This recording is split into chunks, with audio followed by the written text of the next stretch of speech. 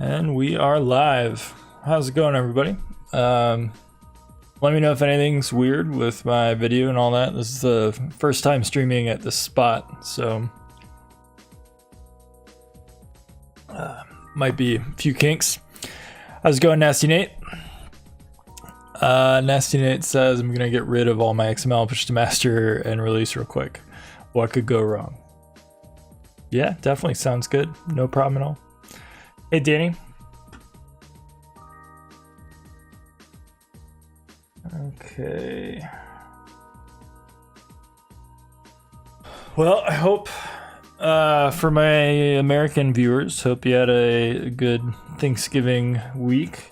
I've been mostly kind of off, just taking a vacation and taking it easy. But I'm back and we'll be doing a little bit of streaming. So let's see.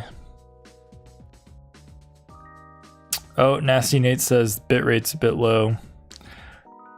Yeah, I'm not sure how good the internet is here. Hey, Gene Silva, we're tuning in. I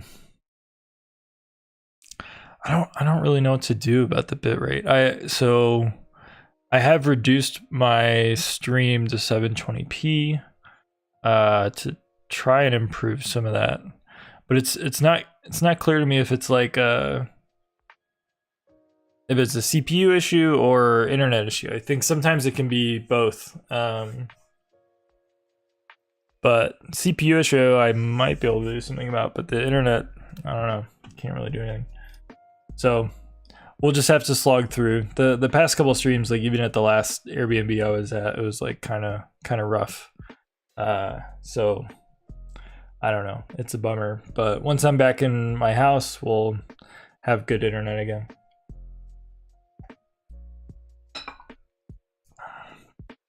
Okay, so let's talk real quick about what we're gonna do today. Let me open up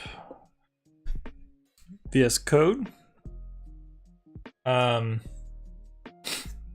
So right now in Compose, you can have composable properties, and those can be like top level properties. So you can say like composable val, some int, and like basically that getter, that property, like if you just think of the getter as a function, just like some function can be a getter, can be composable for, and so that is currently how we indicate this. And so I could do something like, I mean, there's absolutely no reason for me to do this, but well, let's just say, yeah, anyway, this is kind of nonsensical code, but the point is that functions like remember and stuff be accessible from here. So we're not going to change that at all, but what I would like to do is, I think we've kind of made the decision that putting the composable annotation on the property itself is probably a mistake, and that it should probably annotate because if you think of a composable as something that applies to functions, then it applying to the getter makes some sense, but applying to the property itself maybe makes less sense, especially since like right now, a composable property can't really have a backing field, so you can only do this for a like essentially a calculated property, like some property that's not using a stored field. Potentially that could change in the future, but for now I don't want to change that. And so I think what we're gonna do is we're gonna briefly live in a state where both of these work. So I'll add this support and then probably remove this support. And then maybe deprecate this at the same time, and so this will continue working, but it'll maybe give you an IDE warning and say, hey, put it on the getter itself, and then eventually we'll fully remove this option, like ideally before we land on like a stable ABI. So that's the goal here, and not sure how much work is going to be involved in this. I haven't really thought too much about how we're going to implement this, so we'll just jump in and see where it takes us.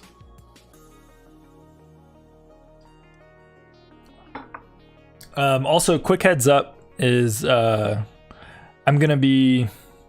It might start off as like a short stream. I'm gonna probably sign off around 4 p.m. so like in an hour, and then I need to go walk my dog and stuff like that because it gets dark so early now.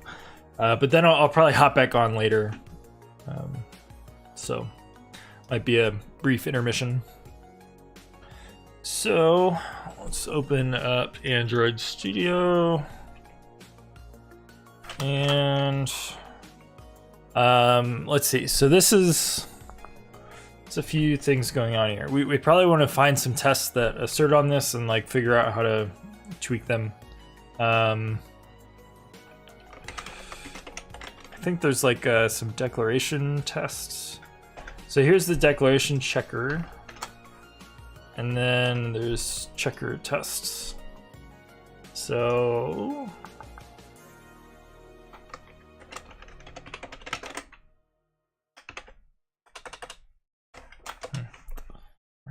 no now.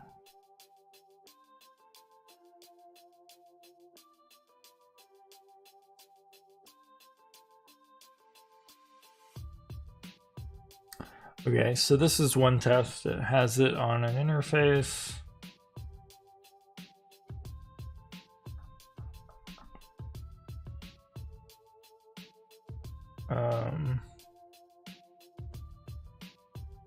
Here's another one. And another one. Okay.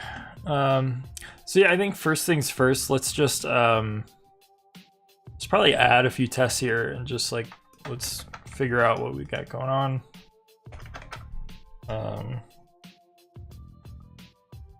Test property getter all forms.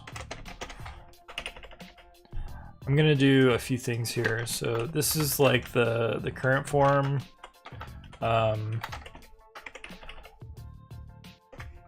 And let's move the composable here.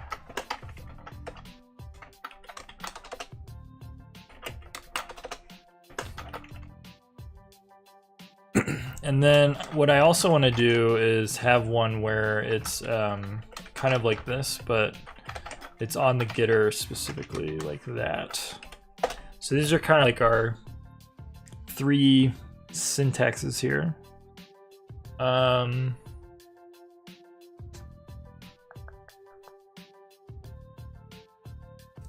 This is all for top level stuff.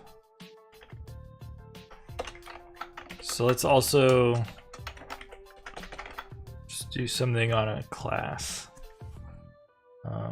Or an interface. Let's say interface foo.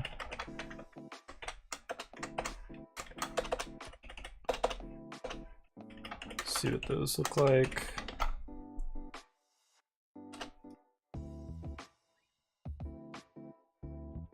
All right. See what happens here.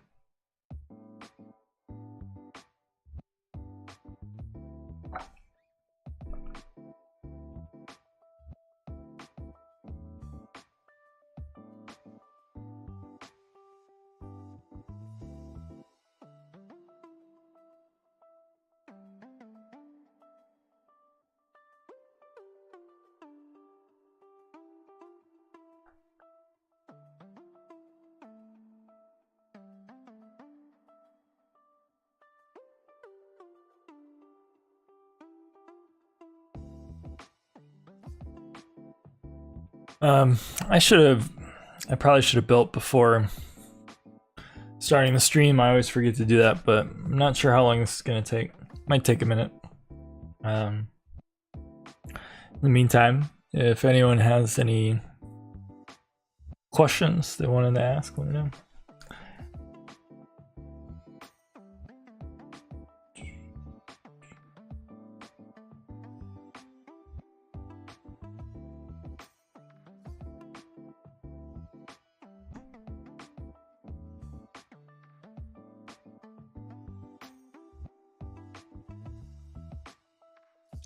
Nasty Nate says, guessing that tests will look different.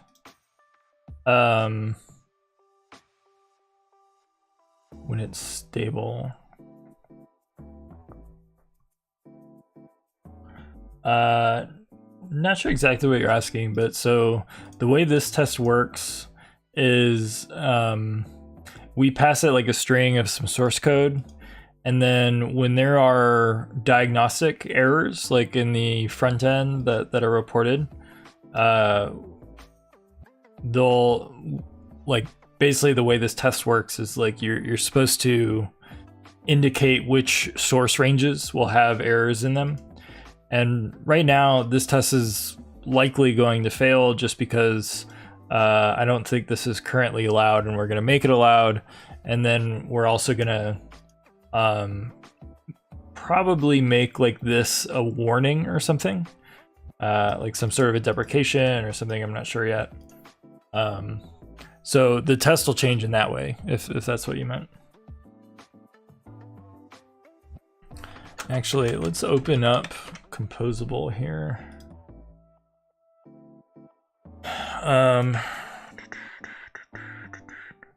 So right now there's an annotation target for property. I do wonder if, I think there might be, yeah, okay. So there's like separate ones for property getter and property setter. I probably need to add this.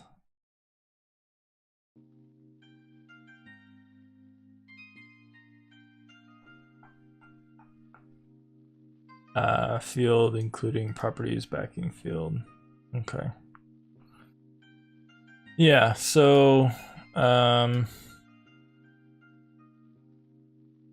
assuming that it's going to come back with an error like that right now, so I'm probably going to add that. Just we have it here. So getter is the only one we're really allowing, and this will be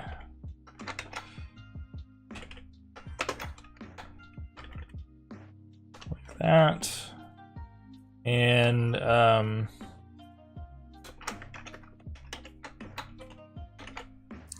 just gonna add like a deprecated here. We can't, as far as I'm aware, we can't deprecate specific usages of like an annotation for like a specific annotation target. So this is just like documentation here. Even though this, we're like effectively considering it deprecated, we'll probably have to add a warning manually for that. Maybe I'll put that like in front of the deprecated. Yeah.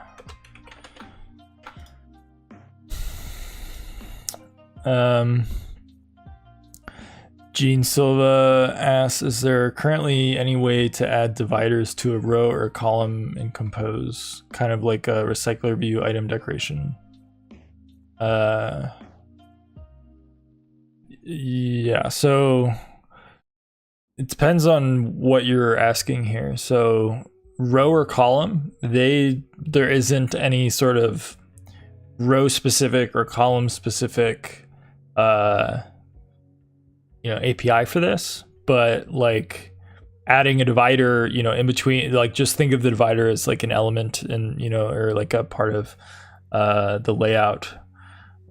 For like you're asking about recycler view item decorations, which the closest analog to recycler view would be something like lazy column.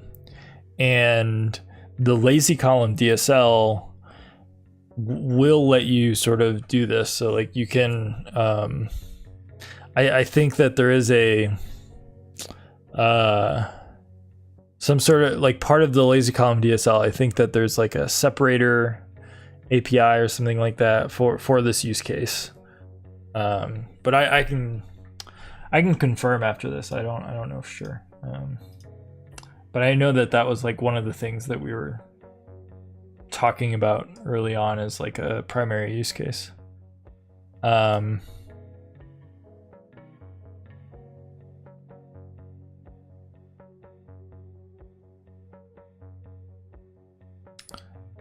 Nasty Nate clarifies that I mean the syntax, requiring that the user pass a string in that form, you lose some IDE benefits.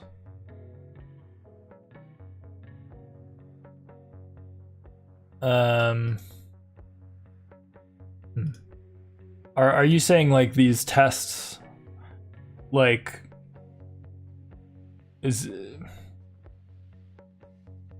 are you, when you say like passing a string, do you mean this?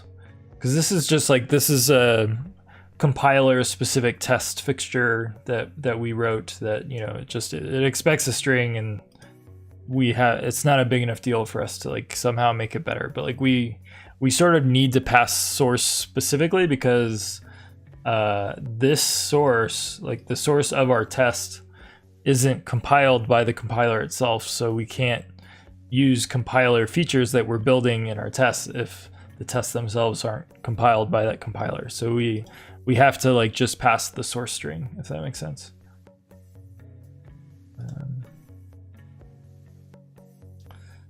And okay, let me write this right.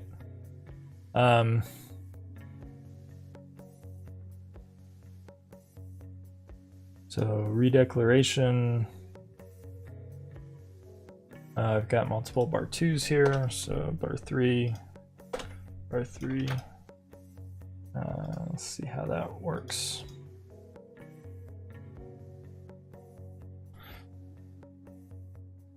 Yeah, so going stable or not, I mean, this test fixture won't be impacted because this test fixture isn't part of our public APIs. So this is just like the test that we do internally. Not sure if that came across or not. But. Okay.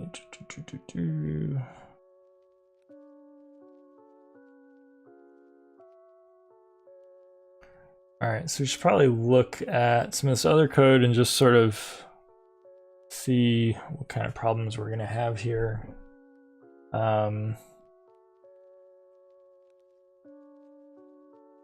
So like one question is will check function get called with a property getter descriptor, which looks like we come here. So probably not. So we'll have to add a case here for when this declaration is a property. So this is a declaration checker, and it gets a KT declaration in and a descriptor, and then our plugin is able to you know, look at it and make any sort of diagnostics that we want to. And right now we're doing that if it's a property or a function. But really what I want is to do this. I actually don't know if like KT property getter, like I'm not property accessor. No.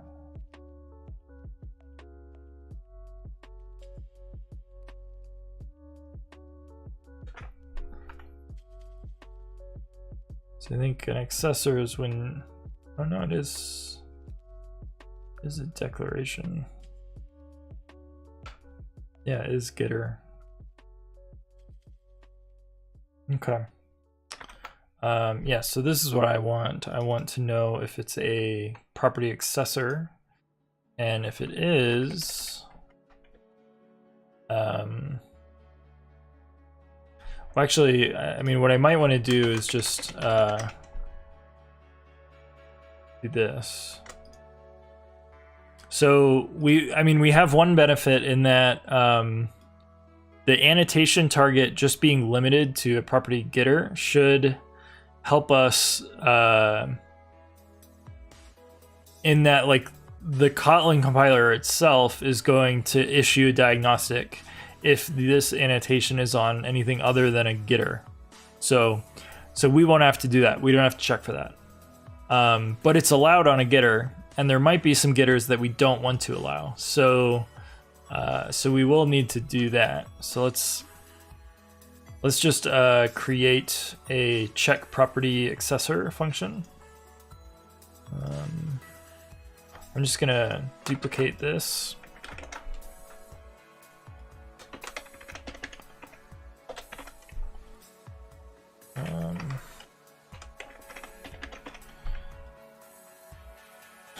All right, and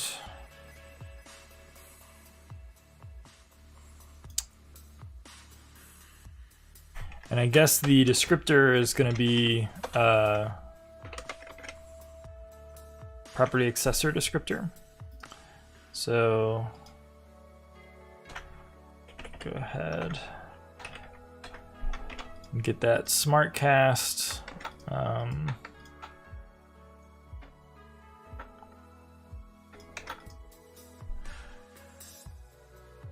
Okay, so right away, if the declaration isn't a getter, actually let's just look at the descriptor. Getter.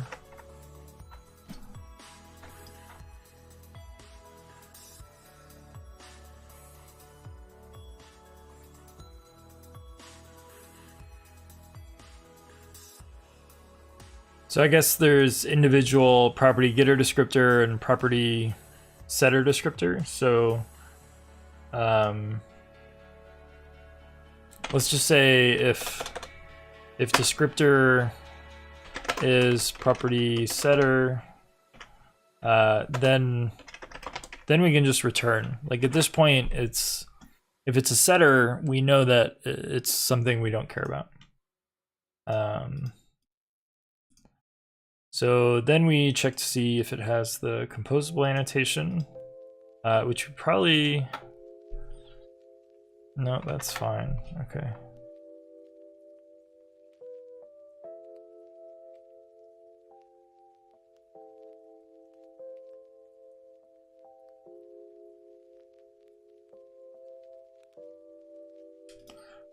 Gene Silla says, didn't find any feature like a divider, but it's somewhat easy to implement with lazy columns or list rows, lazy list scope. Yeah. Let me just see if I see what I was thinking of.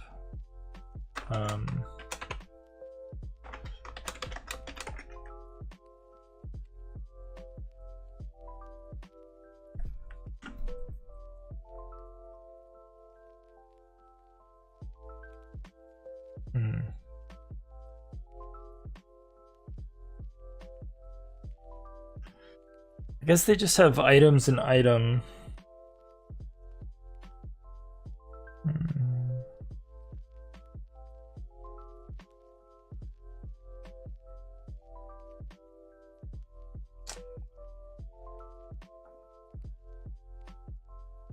Yeah, this is interesting. I mean, it might be something we might want to consider. I'm not sure. I'm sure that whoever's working on this has thought about it. I just haven't been involved in those conversations in a while. But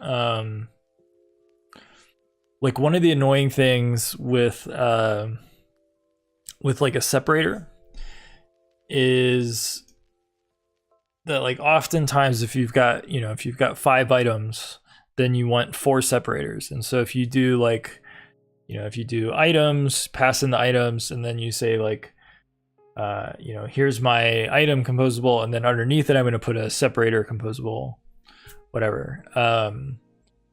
That can be kind of annoying because then you get this separator on the bottom, when like really it shouldn't be there. It should be on the, you know, the first 4 but not the 5th one. And so then you have to do like items indexed, and you have to do some annoying arithmetic. I mean, it's like all simple stuff, but you have to check like, okay, is this, you know, is this items.length? And then you always have to remember is like, oh, okay, is it items.length or length -1? Okay, it's length -1. Let me do that. And like all this stuff that is kind of,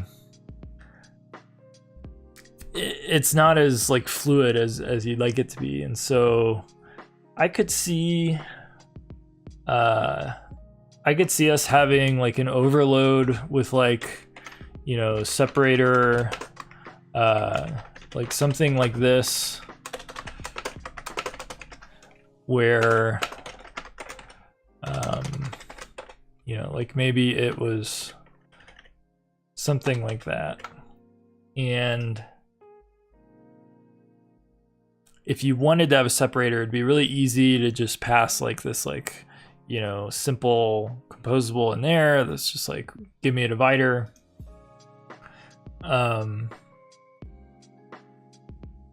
Yeah, I'll try and remember to bring that up next time we talk about this API, because I think it might be a reasonable thing to provide. But I don't know. They've probably thought about it. So let's see. I think our test passed, but you know, which makes sense because we allowed it on the property getter and everything, so that's fine.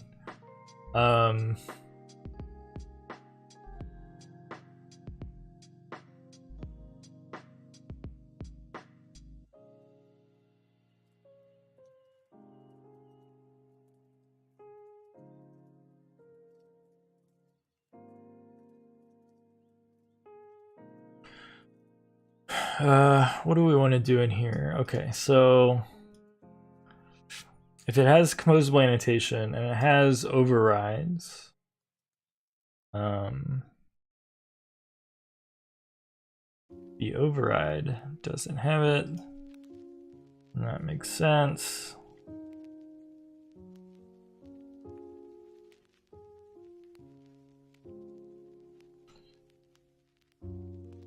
And if it doesn't have a composable annotation, then we return.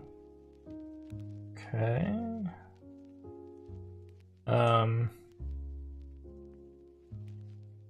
So here's where we check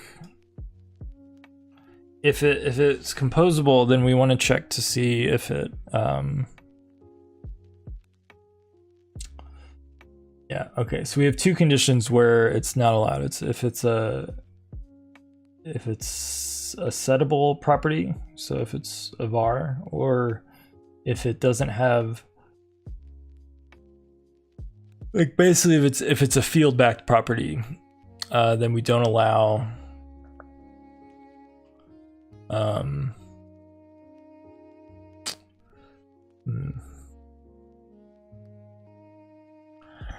I mean, I didn't want to make this change too drastic, but I am wondering as I sit here if we actually need to have these restrictions. If we just think of like, for instance, let's think about this, right? So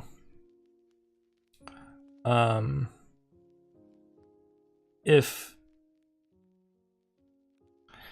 we've got a field-backed composable, so then we, you know, set value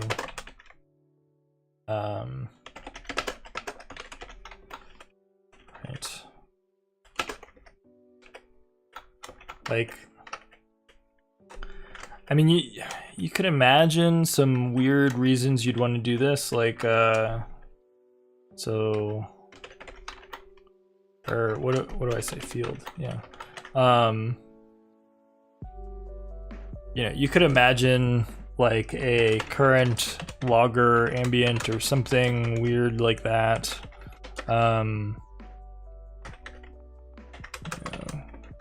Get value, and And you could even imagine that in the setter.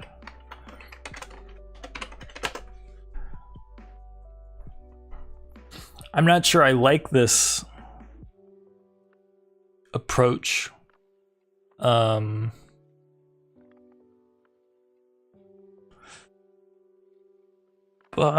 I mean, there's nothing technically wrong with it, because you can do basically the same thing with just a getter and a setter function, right? Like I can do this, and there's no difference really. And I mean, that's kind of what it's doing under the hood anyway. So I'm wondering if there is no good reason to prevent people from annotating a getter and a setter as composable. It gets kind of weird if it's like mismatched, right? Like if one is composable, the other one's not. But even that, you could do. Like there wouldn't be anything wrong with it. We could come up, like there's a consistent meaning for it. And so I'm wondering if I shouldn't prohibit it.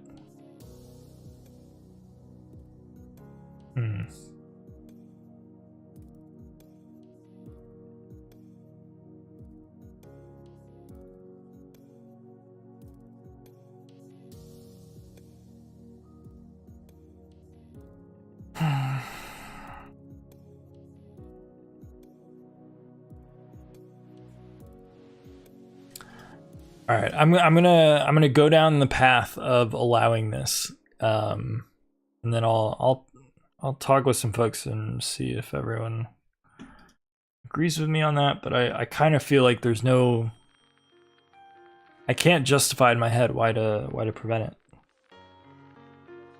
if it is just like a function. So, all right, let's just enable it.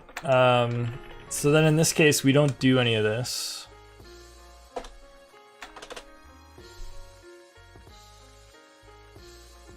And in that case, I would allow a property setter.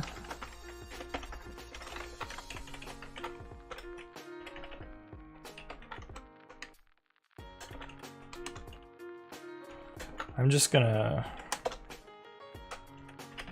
document these two together, getters and setters.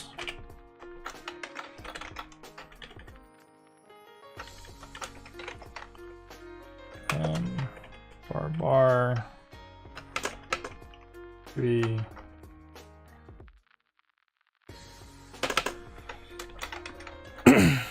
Oh, sorry. Thank you.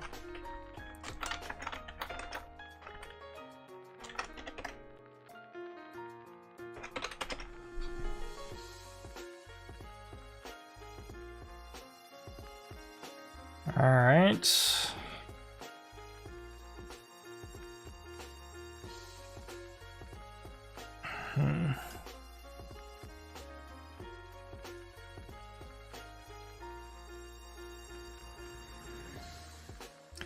Okay, so we've now allowed both the getter and the setter, and if it's a property accessor,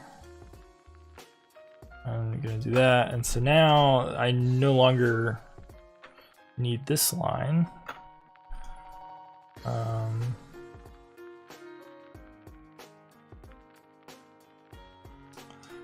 And so, this check is pretty basic, because it's not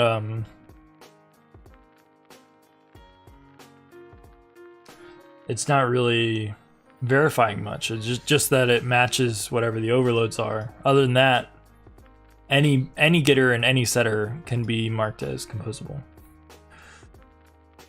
under these new rules. So, okay, that's interesting. So we'll do...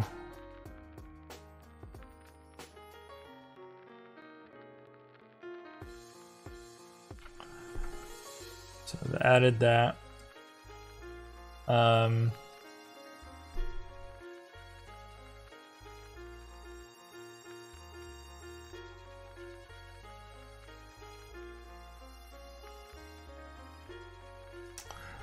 All right, I'm wondering what other stuff we need to change here. I think we might need to... So we have the composable call checker. And what this does is it'll look at whenever a composable call is made, it'll look to see if it's currently in a composable scope where it can make that call. And I think that there's some places where we're looking at the property instead of the property accessor, which we need to do. Okay, yeah, so like here we go and look at the property, but actually what we want to do is look at the node itself.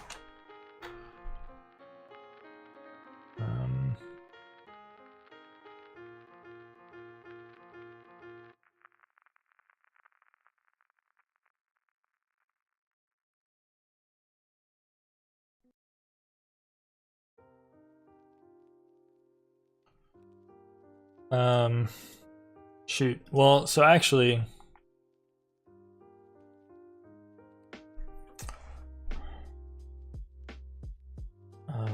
okay.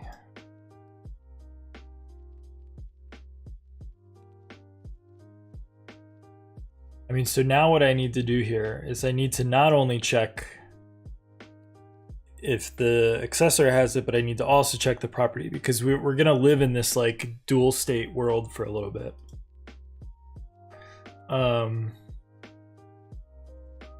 So I'm thinking that it might be good for me to like create a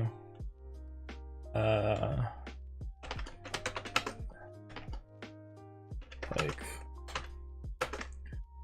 our like property composable property declarations allowed. And I'm thinking that if I just have this here as like a constant, then I can fence my logic around it everywhere, and then that'll also be like an easy place for me to find everywhere that it needs to get deleted whenever we delete it.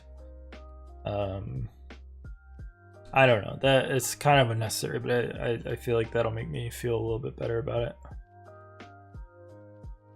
So let's see. So if, let's say accessor is, let's look at this, is composable equals this.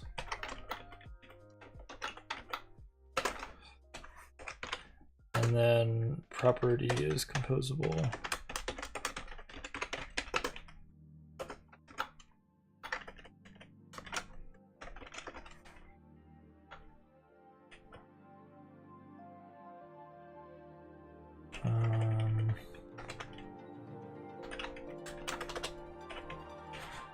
Okay, so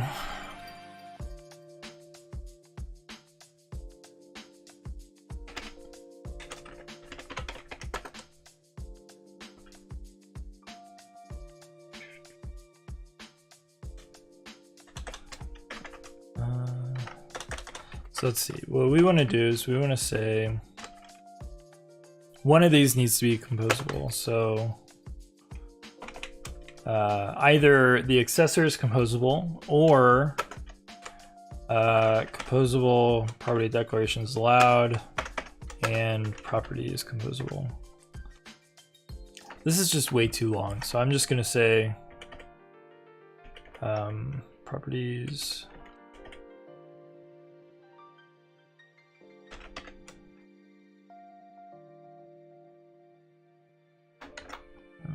Sure.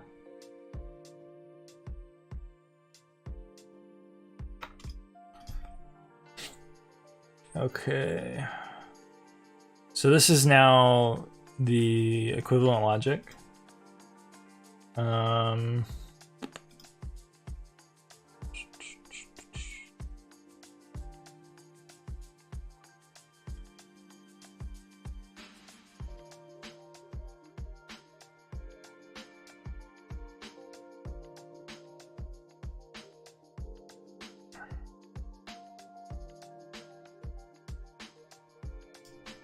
Single abstract method. I'm kind of just perusing this code that I know is going to be somewhat affected by this and just making sure everything makes sense still.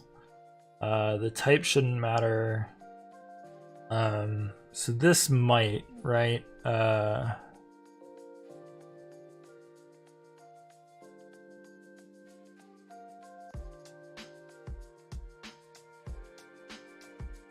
Okay, so here I say if it's a property getter descriptor, then only if it has a composable. So here what I want to do is say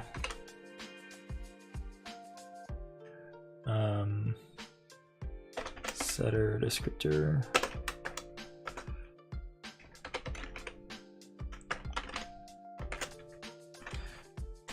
So that'll work for that. And then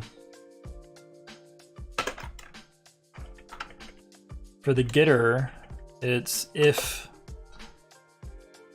it has the composable annotation. Oh, okay. So hold on. So here I want composable properties, and so basically after we turn properties off, this should never happen. So it'll basically just be false. But for now, it'll be both of these. And then getter and setter, we're just doing something different for the getter. All right, so we want to say it's composable if the getter has the composable annotation, or composable properties are turned on, in which case we should also check the corresponding property. So we do that, and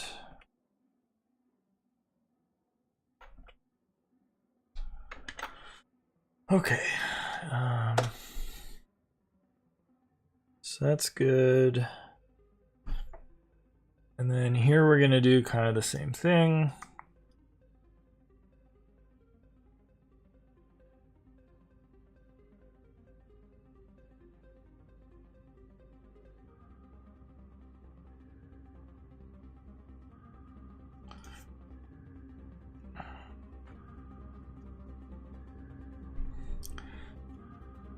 Okay, so here we want to say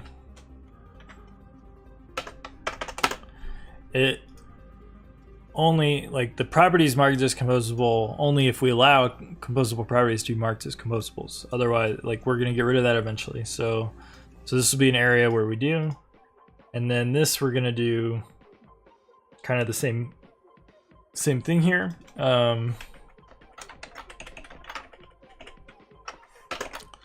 So here we'll say or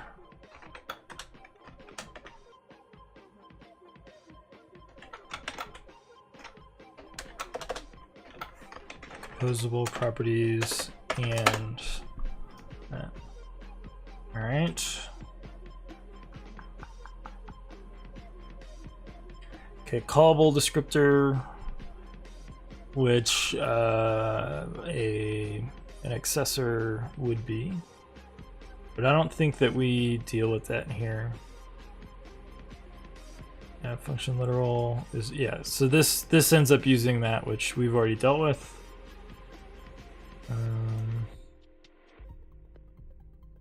Okay.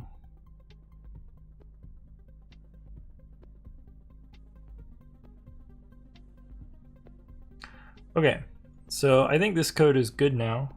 What I'm gonna do is use this now back in our declaration checker, because what I want to do is when we check a property, so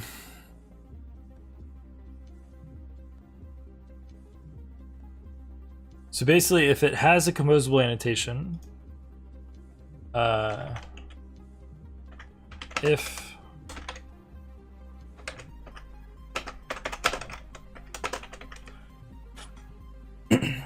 because composable properties will continue to be able to be like marked as composable because it's technically an annotation target of at composable, but we want to be a little bit more helpful to the user and like issue a warning, I guess, in this case.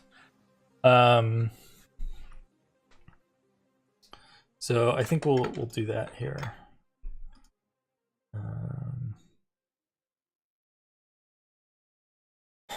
And then, all right, so yeah.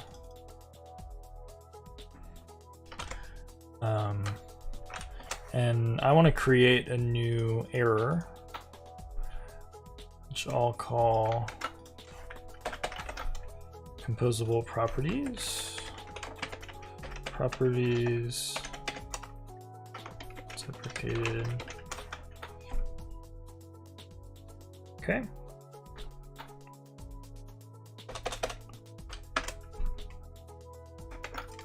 And so I'm gonna give this a severity of warning here, since we want to continue to let it succeed.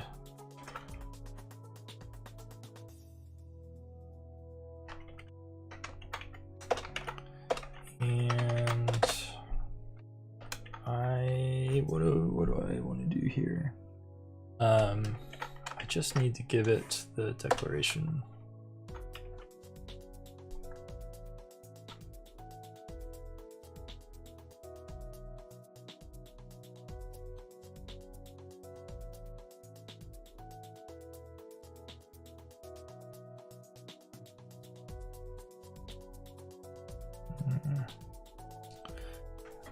So I want to decide like where to put the diagnostic. I think so. I'm gonna do the name identifier, which should always really be there, or the declaration, and then I'm gonna have this just take a PSI element. So, because we don't need any information on the actual on like the actual property. So I think this ends up being 0.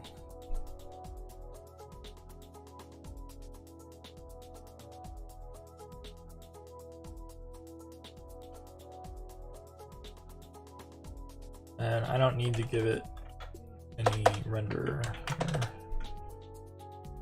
Oh, shoot, I just did the wrong one.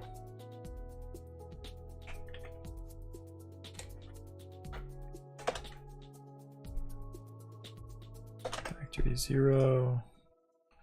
Okay. So I've now got my diagnostic, which we will report in this case.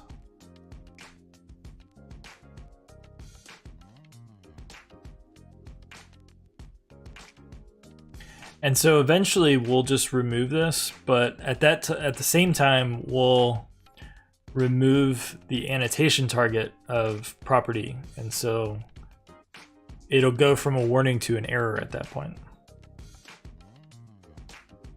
So this is fine. And then let's go to our error messages, which we'll need to add one for this now.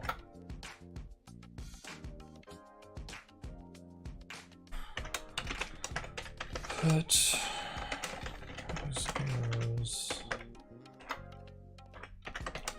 and here's our message, and we don't need a renderer. So the message we want here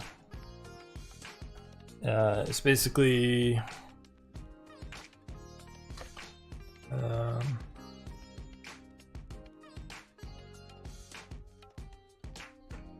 composable properties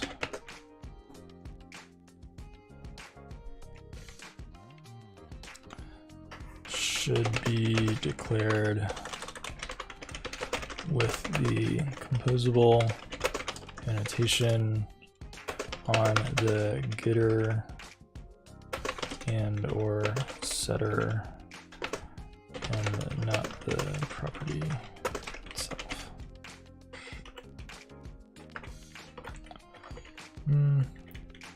Yeah, I don't know. I'm curious if y'all think that that's clear or not. I'm always...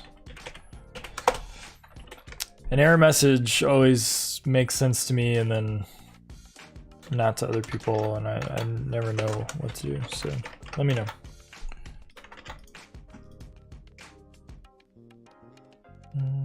Okay, so...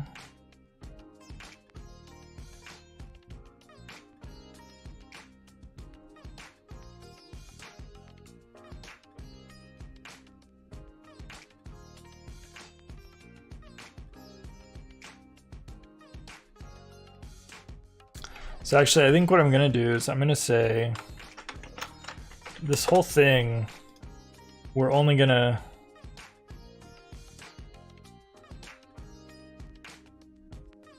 go down this path if we care about properties, which we only do if this is true. So we're adding that to this case here.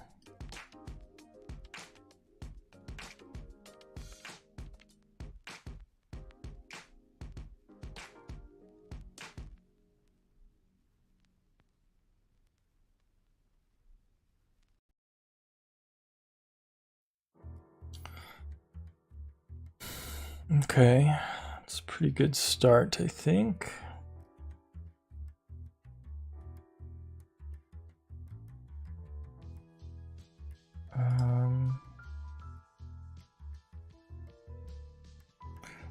Now, this is just front end so far, but there's going to be some back end changes we'll need to make as well.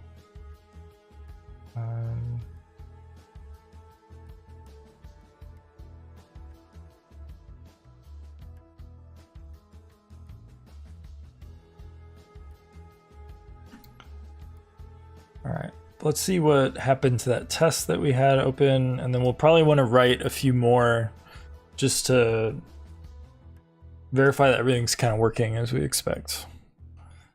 Because it's now a sort of more complicated contract.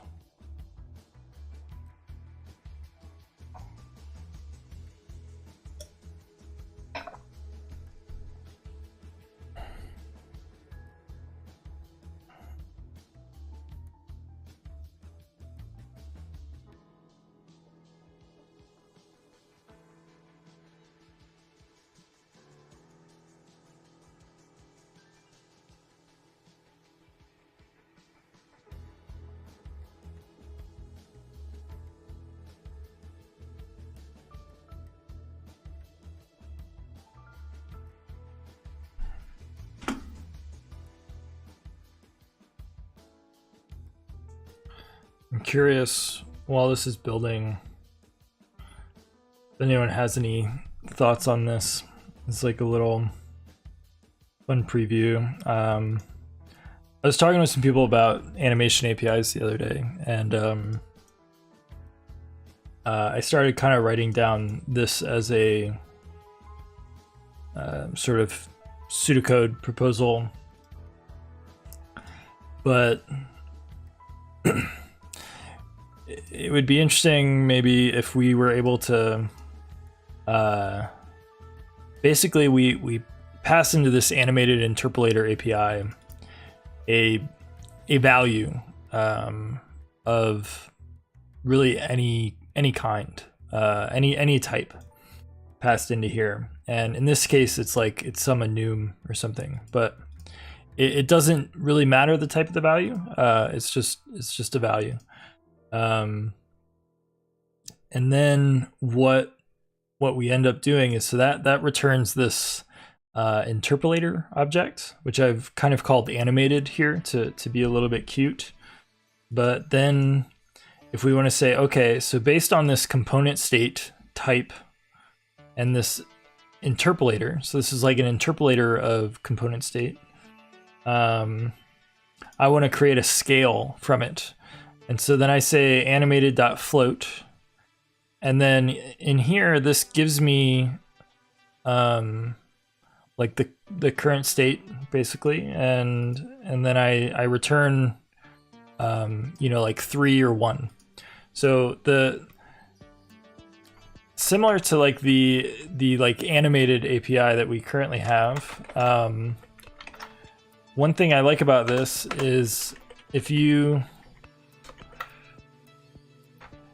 can imagine that like you have some expression that like you have it as a function of this state. And then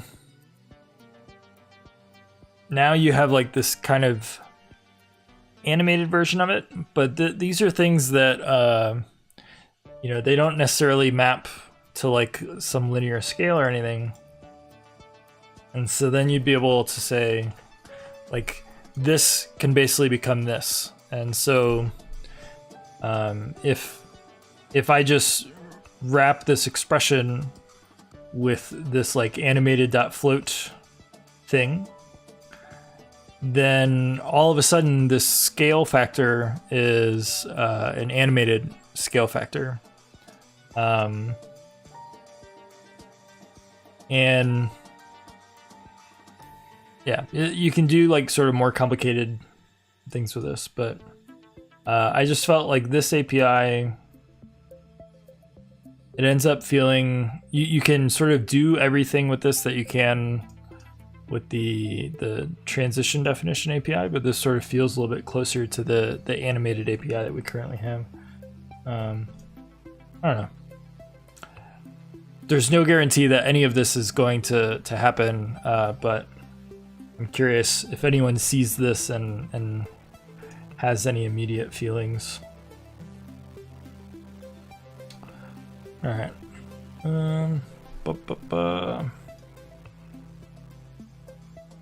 Okay, so our test now, we've got, so there's two diagnostics that happen with this deprecated composable property, which is good because we added that code in, and so we would expect that some of the code that worked before would now have these like warnings in them. And it's just on bar 1, which is what we expected. So I'm going to go ahead and update our test to show that.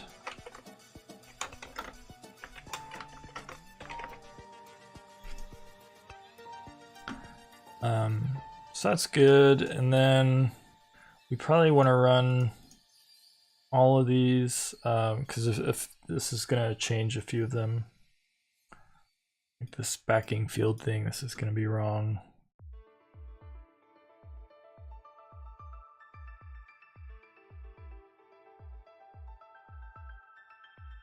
See, one of the things I like is before, if you had typed in composable val foo int equals 123, it was obviously a mistake because you're not doing it like the initializer is run, at initialization time. It's run once, whereas the composable part is when you retrieve it, when you get it, or when you access it in another way, like when you set it. And so the at composable annotation in this case is wrong. But by saying that the composable annotation needs to be on the getter or the setter, it makes a lot of sense, because you're always, the only times where it does make sense is when you're actually implementing a custom getter, which is exactly when adding the composable annotation to the getter is easy to do. So I really like this.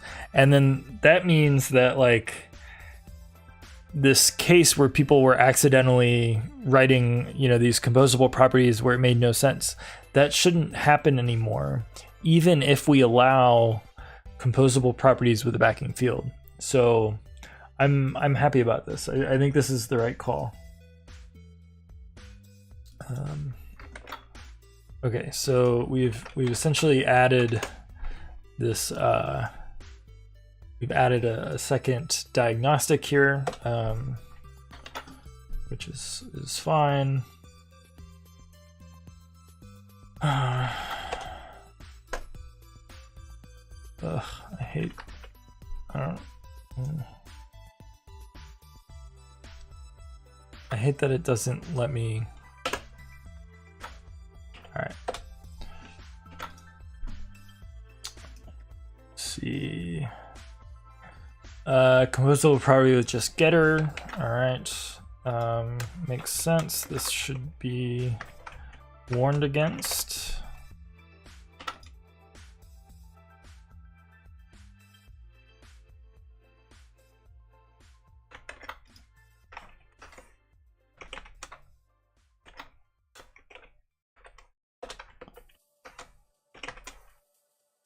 Okay. And then the override. I wonder if we shouldn't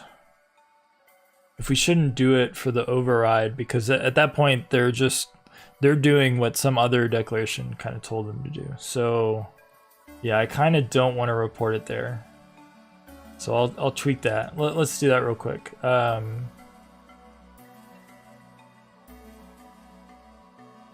So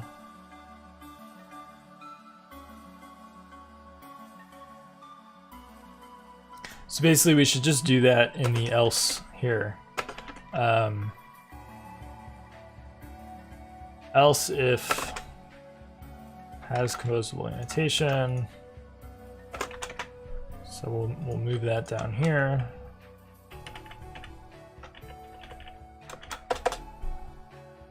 So we're only doing it if there's no overload. Seems reasonable.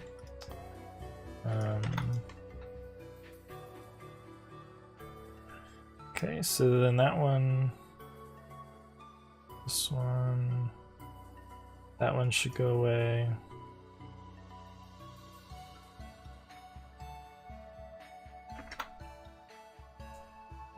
All right, and so then this is deprecated. And so this is where it's interesting, because this, well, that used to be an error. Technically, adding the composable here and there will now be allowed. So,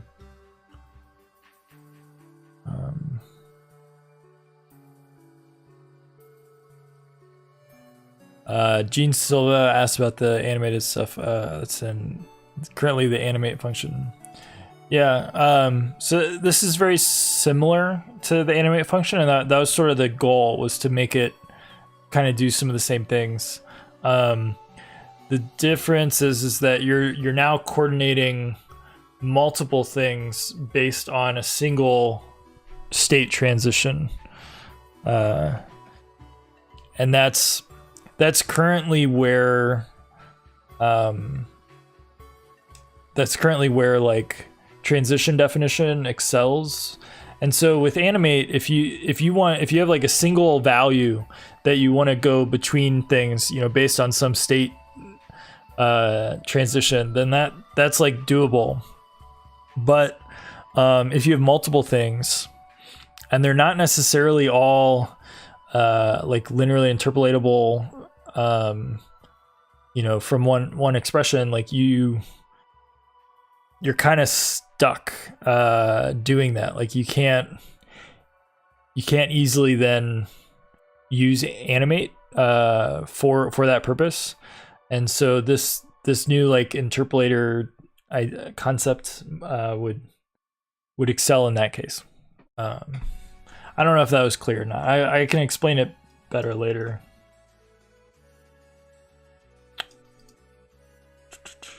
Okay, so these all passed. That's good. So I think we're on a good track. There's going to be some other tests that fail here, and then we have to deal with the back end, which I'm going to do. However, it's 4 p.m. right now, and it's getting dark so early that I need to go walk my dog.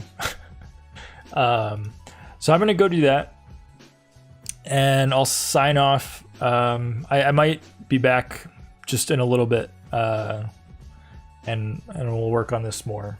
We'll see how it goes, but yeah. So anyway, thank you all for tuning in, and see you in a bit. If you found this interesting, I'm going to keep working on it whenever I'm done. So stick around. Anyway, see you later. Thanks.